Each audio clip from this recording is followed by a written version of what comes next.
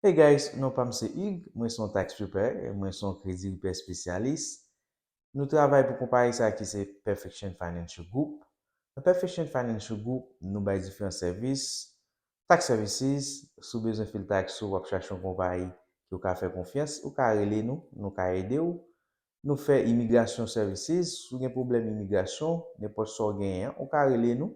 E si nou pa ka ede ou, nou gen avokat ki nou travay partenarya avek yo ki ka ede ou. Nou se yon kredi repair spécialiste, nou spécialise nan kredi repair, ou même qui pas gen kredi du tout, ou ka rele nou tou, nou ka ede ou kredi ou même qui gen kredi ou pa fin normal, ou ka rele nou tou, nou ka ede ou. So, jodi am devle vin fon ti pale de konsernan nou tout nou we an news la ki administrasyon Biden vle ouvri yon nou program.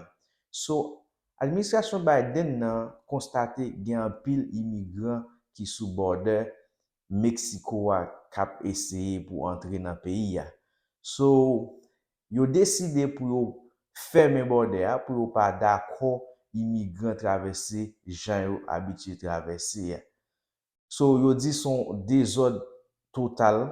So, administrasyon Biden nan vle ouvri yon program pou ki ede imigran sa yo.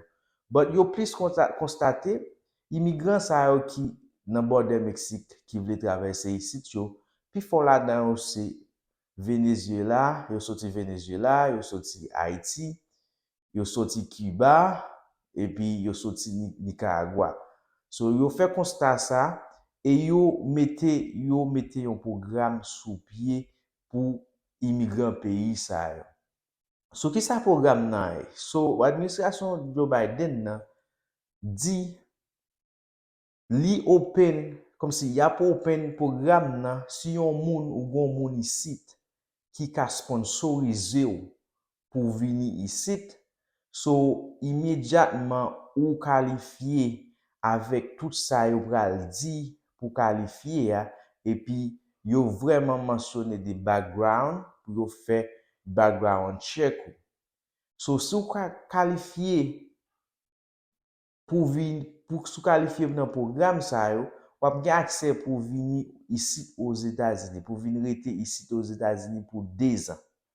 Pour venir rester ici aux États-Unis pour 2 ans, et pendant 2 ans, ça y a bon papier pour travail, ça veut dire pour gen papier pour travailler ici, ou gen papier pour fonctionner.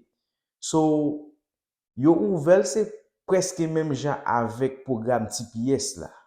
C'est presque, m'a dit c'est programme TPS là, c'est presque même genre avec programme TPS la liye.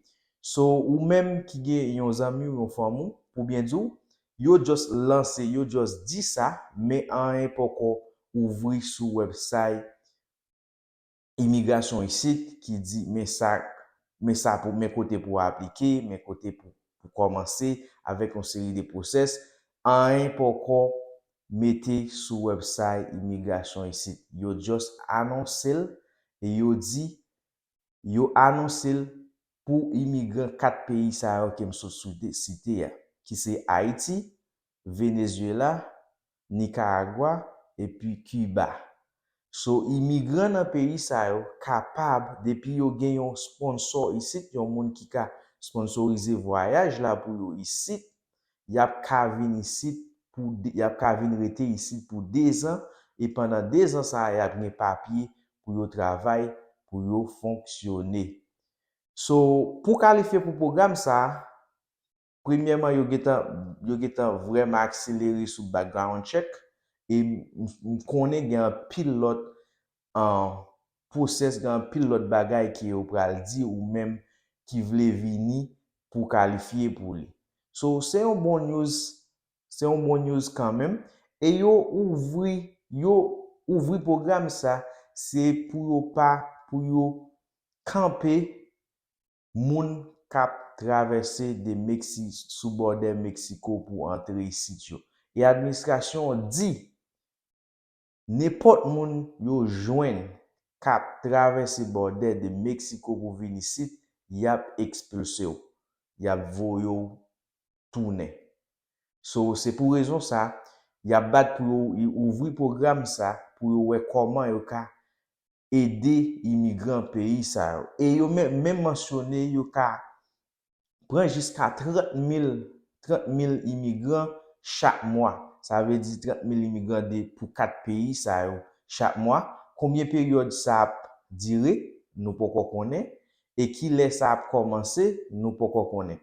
Tout simplement, yo lancé programme nan, administration lancé programme nan. Les programmes n'a commencé, m'a fait une vidéo même genre pour me dire nous et ou même qui gen famille ou qui gen amis ou qui ka aider ou bénéficier genre de programme ça ou ka essayer de contacter depuis journée jeudi et nous-mêmes si ou besoin aide nous tout ou ka relé nous dans numéro ça qui c'est 407 376 47 67 407 376 47 67. Tendez bien, rien pas encore commencé. Ça veut dire, yo pas encore dit qu'il est y a commencé avec programme ça. Tout simplement, yo lancé. OK? Yo lancé, li pas encore commencé. OK?